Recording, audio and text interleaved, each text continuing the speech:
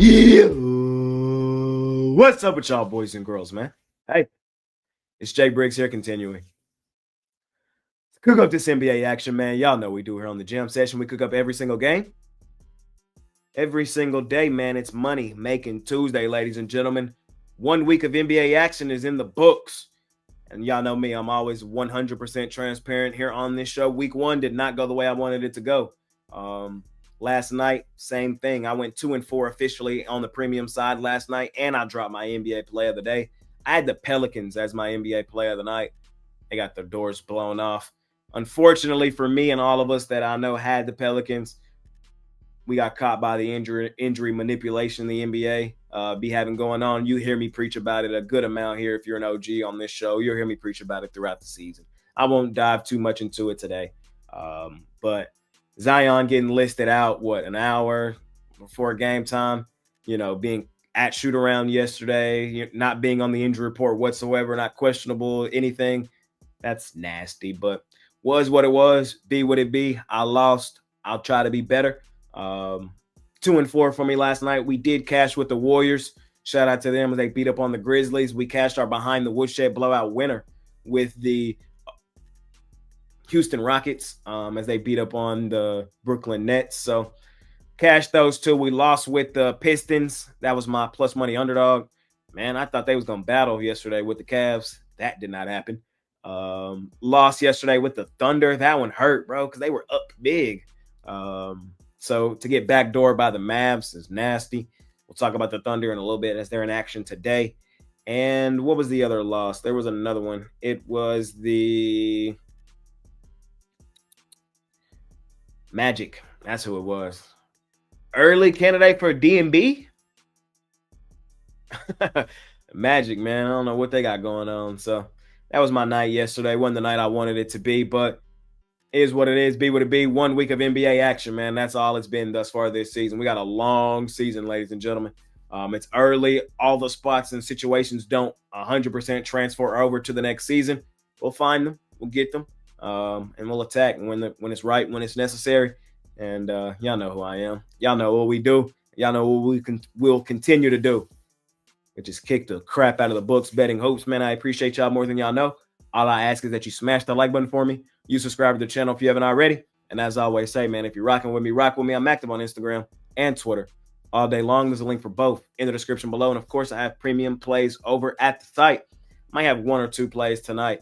I'll have my NBA Jam Session play of the night for sure. Looking to bounce back on that play. You can scoop it up over at Pickdawgz Premium. And probably have something else as well. We'll see what happens. But let's do it. I'm going to break down all 5 games tonight. Let's sweep the card tonight. Let's bring out the broom. Let's go 5-0. But without further ado, let's hop right into tonight's NBA action. All right, ladies and gentlemen, let's get her done. First game on the board. We got the Philadelphia 76ers out on the road facing the Washington Wizards. Wizards, 3.5-point home dogs in this one, total 238.5. The Sixers, they've been balling, man. 3-0 to start the season. Looked good last night as they beat up on the Orlando Magic. They are on the back end of a back-to-back with travel. I do worry about that a little bit. And this is up and over a bucket. You need them to win by multiple possessions. That does make me a little nervous as well. It's probably what keeps me off the game. But I do lean towards Philadelphia in this one. I think they are the better team. I like the way they're playing. And I don't think Washington poses any threat to stop them from playing the way they've been playing. You start to look at their game logs, 117, 125, 136. This team is scoring offensively. Edgecombe, Maxey, those boys are balling. I don't think Washington slows that down whatsoever.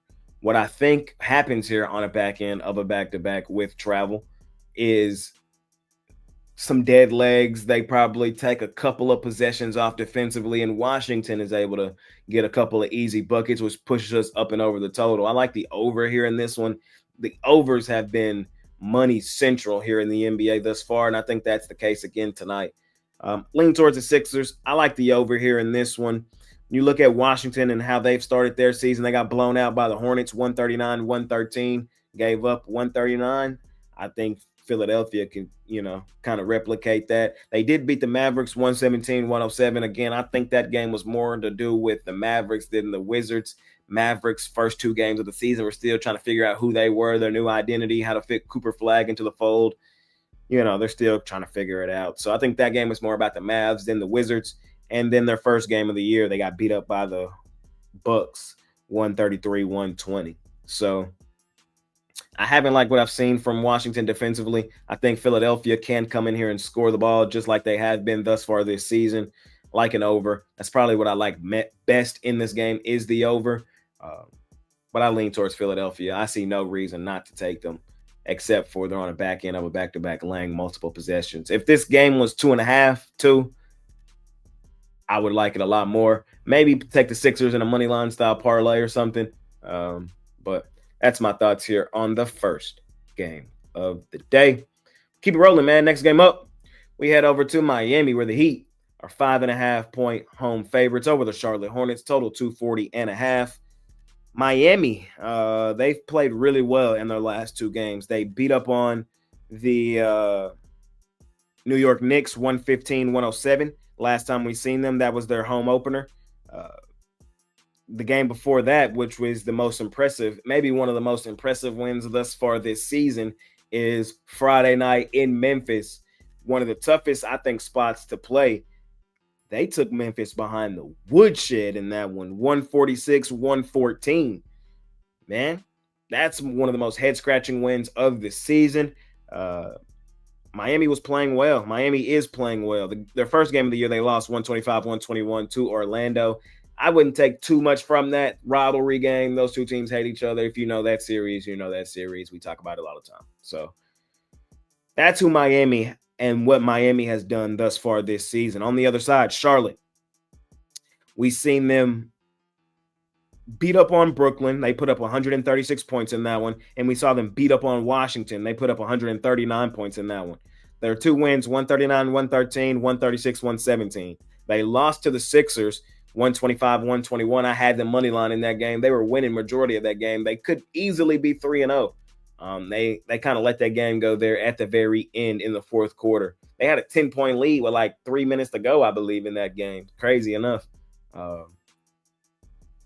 So breaking down what these 2 teams have done thus far this season and trying to understand the line, this is what I think. I think there's preconceived notions on these 2 teams. The Hornets are still the tanking Hornets they've been over the past couple seasons. And Miami is still the, fight hard, gritty playoff team that we've known over the past couple seasons.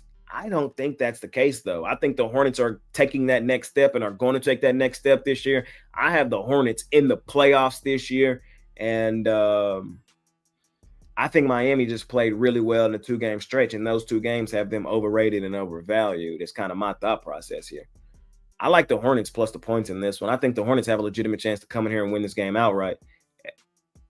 My game script to get there is I just don't think Miami has enough offensive firepower to hang with Charlotte in this one. I think Charlotte's going to push the pace and get the buckets like they've gotten them. Philadelphia was able to outscore them. We talked about Philadelphia last game and how good they've looked offensively. They were just able to outscore the Hornets when it mattered most late fourth quarter. I don't think Miami's going to do that. I don't think Miami is multiple possessions better than Charlotte right now today. I think this is kind of built on some preconceived notions, and Miami has played above their pay grade in the last 2 games. Give me the points here with Charlotte. I think they have a legitimate chance to win this game outright. And I also like an over in this game. The overs have just been cashing at an insane rate thus far this season in the NBA. Next game up, we got the Knicks out on the road facing the Milwaukee Bucks. Bucks 1.5-point home dogs, total 229.5. Keep an eye on the injury report for this game. For the Knicks, I do see Karl Anthony Towns on this injury report. Game time decision. I see Miles McBride on here as well. Mitchell Robinson is out. For Milwaukee, I see Kyle Kuzma game time decision, and I see Cole Anthony game time decision. Kevin Porter Jr. is out. Here's my thoughts on these 2 teams. I think the Knicks are the better basketball team. I know I give the Knicks a lot of shit here on this show. I'm known as a Knicks hater in these NBA streets. I don't really think I am. I just don't think they're as good as everybody else thinks they are. Everybody thinks they're the best team in the East man. I don't think so. I think they're a good team. They're one of the top 3 teams in the East. And if things break the right way, yeah, they can make the finals, but it's the Knicks at the end of the day. They haven't done nothing in my entire lifetime, so it's hard for me to expect them to do anything. But I digress. They are better than Milwaukee as a team collectively. They are better than Milwaukee. Milwaukee is a bunch of misfits, and then one of the best players in the league, Giannis Antetokounmpo. The $1,000,000 question in this game tonight is, do you trust Giannis? How much do you trust Giannis? Is the multi-million-dollar question. I don't know if I trust them enough, especially with Kevin Porter Jr. out, Cole Anthony game time decision, and Kyle Kuzma game time decision. Without, I don't love this supporting cast anyway for Milwaukee. And with those two guys out, that makes me really, or with Kevin Porter Jr. out and Cole Anthony and Kyle Kuzma in the, in limbo, I'm nervous. Karl Anthony Towns as well. This is a game I'm not in love with. I likely will have no money on this game. If I were to bet it, it would be New York. I want Karl Anthony Towns to play, though, if I were to bet New York. The reason being is not that he would slow down Giannis or anything. Giannis was going to have a field day in this game, like he does in pretty much every game. The reason I would want Karl Anthony Towns in this game is because Giannis would have to work on the defensive end. Karl Anthony Towns, for as much as we hate him or as much as you love him, one thing we can agree on is he does put that ball in the basket. So Giannis will have to work a little bit defensively, maybe overwork himself with some of those supporting guys out. I'm leaning towards the Knicks. I think they are collectively the better basketball team. Giannis, the best player on the floor. Fading him, especially in just a win situation, especially against a team like New York, is not fun. I'm going to lean towards the Knicks, though. I probably won't have no money on this game tonight. We'll see what happens. We keep it rolling. Next game up, we got the Sacramento Kings out on the road facing the Oklahoma City Thunder buddies, the defending champs. Oklahoma City's laying 10.5, total 227.5. Hey, keep an eye on the injury report in this one. Could be making his season debut. The running mate for Shea, Jalen Williams, could be making his season debut. I see him game time decision in this one tonight. If he plays, that changes the Thunder. It just does. J-Dub is still, even after last season, the most underrated player in the NBA. Even I underrate him a lot of the time. But what he does for this team, man, is insane. And having him back in the lineup could really boost this team a bit, even though they're 4-0. This team is, man, they just haven't been great ATS. We had them yesterday. They should have covered that game. I don't even remember how they didn't. How they didn't cover yesterday is crazy. The Mavs came back in that back door and got it. They are on a back end of a back-to-back with travel, laying double digits. Any other team, I would not be on this spot. But with Jalen Williams coming back, I still like the Thunder laying the points in this one, even on the back end of a back-to-back with travel, even though they haven't been great ATS this season, even though they burnt us last season. I mean, not last season. They would cash us last season, even though they burnt us last night. I like the Thunder. This is a team that won 54 games by double digits last year. They were the best ATS team ever last season. They are the hunted this year. Teams are gunning for them because they're the champs, and they won't be nearly as good ATS as they were last season, and we're going to have to pick our spots. I still think they're one of the better teams, and with Jalen Williams coming back on the floor tonight, man, it wouldn't surprise me at all if they flooded Sacramento. If they flooded them. Sacramento hasn't been anything noteworthy to me thus far this season. They were up 20 in their first game against Phoenix, end up losing and not covering in that one. I was on the other side. I had Phoenix, miraculous cover. Beat the Jazz at home in their home opener, 105-104, and lost to the Lakers in their last time out, 127-120. No Luka, no LeBron. They let Austin Reeves give them 50. So what you think Jalen Williams in his first game out and Shea finna do?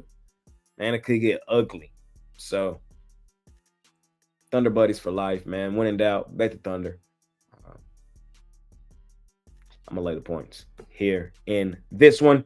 Last and final game of the night, we got the Los Angeles Clippers out on the road facing the Golden State Warriors.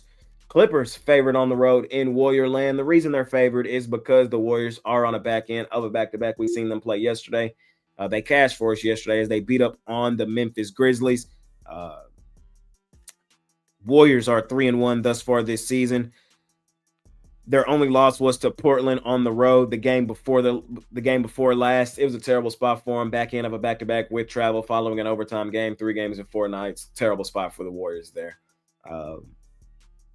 Other than that, man, I've liked what I've seen from them thus far this season. The Clippers, they had that head-scratching loss in their only road game of the season where they got their doors blown off by the Jazz, 129-108. They have bounced back in good fashion, though. They beat the Suns 129-102 at home, where they've been dominant.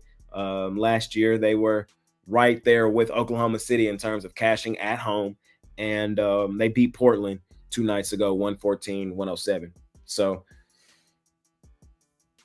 favored in Warrior Land is crazy. I don't agree with that. I understand why, because of the spot for the Warriors. And last time we seen them on the back end of a back-to-back, they got beat by 20. That spot was different, though. Again, that was with travel following an overtime game, third game in 4 nights. That's not what this spot is. I think they get up for this one. I wish Al Horford was in the lineup for the Warriors, man. I really wish Horford was in the lineup. He's out with a toe injury. He creates a spacing for the Warriors that is deadly. With him on the floor, the Warriors can beat anybody. Warriors are lacking a little depth, so kind of keep an eye on that. I don't trust the Clippers laying points in Warrior Land, though, especially with seeing the result of their only other road game thus far this season. They got blown out by the Jazz. Utah is a tough place to play, but so is Chase Center. So you giving me plus money with the Warriors at home with Curry, Draymond, and Jimmy on the floor? Because that's what it looks like right now. I don't see any reports saying otherwise they won't be on the floor. Sign me up. I'm on the Warriors. Plus the 1.5. We're just taking them straight up on the money line here in our last and final game of the night. All right, ladies and gentlemen, that's it. That's all. That concludes another episode of Jay's NBA Jam Session. I appreciate each and every one of you that continue to tune in, watch these shows, and watch these episodes. All I ask is that you smash the like button for me. You subscribe to the channel if you haven't already. And as I always say, man, if you're rocking with me, rock with me. I'm active on Instagram and Twitter all day long. There's a link for both in the description below. And of course, I have premium plays over at the site. First week of NBA action wasn't the week that I wanted it to be. It's a long season. We know the spots. We know the situations. Y'all know who I am. Y'all know the work I put in. And y'all know the results that typically follow. I won't let one bad week derail me. So let's do what we do. We just kick the crap out of the books betting hoops, man. I appreciate y'all more than y'all know. Smash that like button for me. Subscribe to the channel if you haven't already. Share this with a friend. Man, Money Making Tuesday. Let's do the damn thing tonight. Let's go 5-0. It's been your guy, Jay Briggs. I'm out of here. Peace.